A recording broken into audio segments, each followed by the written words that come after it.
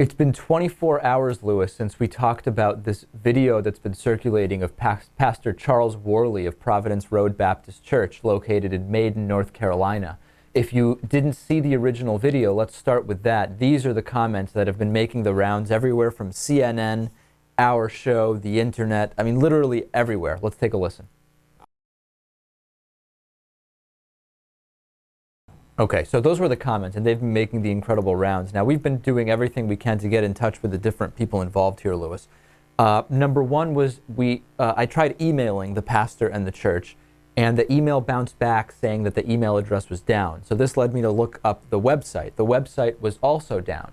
So this led me to try to figure out who created this website for the church, Lewis. And it turns out that it's an organization called Stonewall Consulting, LLC.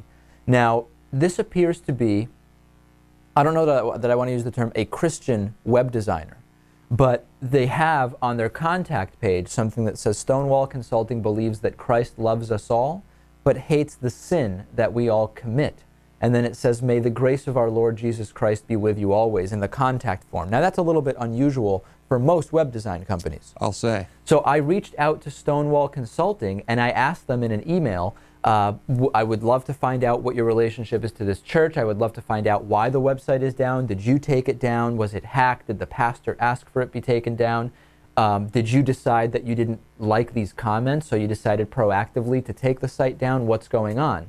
And they responded, we are not interested in an email, in an interview. This was an email from Brian Douthat, who is listed as one of the two co-founders on the Stonewall Consulting website. So I followed up and said, listen, can you confirm or deny that you support the comments of Pastor Worley relating to the rounding up of homosexuals, or give me any kind of a statement about this controversy, which I think was a fair thing to ask, because if they want to disavow these comments, I would be glad to bring that information forward. Right, right. I mean, you'd think they'd want to distance themselves from this guy. So let's put up the email that I got back earlier today at 11:54 a.m. Eastern Time from Brian Douthat. He says, we will not be available for a phone call at 1 p.m. The pastor of this church made some unfortunate comments during a sermon on May 13th.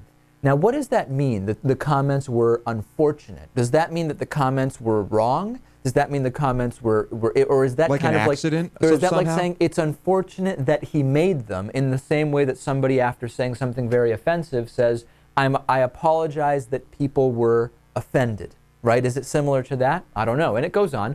The video of the sermon has been removed in accordance with the policy of our hosting company. A little bit vague.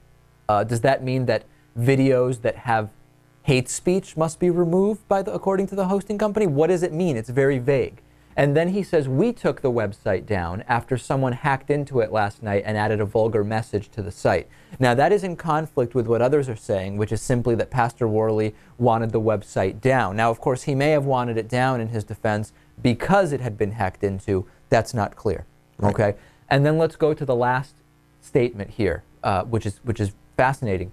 We do not feel this clip is an accurate representation of the pastor's feelings or beliefs, and we will not terminate our contract with him based on this.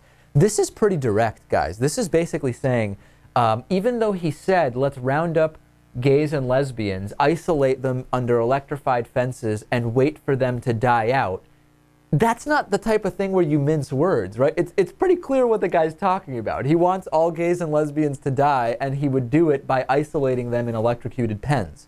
How is that not an accurate... The clip was what, doctored? I mean, what does that even mean? What did he really mean to say? Yeah, maybe he meant to say that the corrosive effect of money on American politics has to be dealt with. And we just misunderstood, right? And he misspoke or something. I don't know. Maybe he meant he loves Dr. Pepper.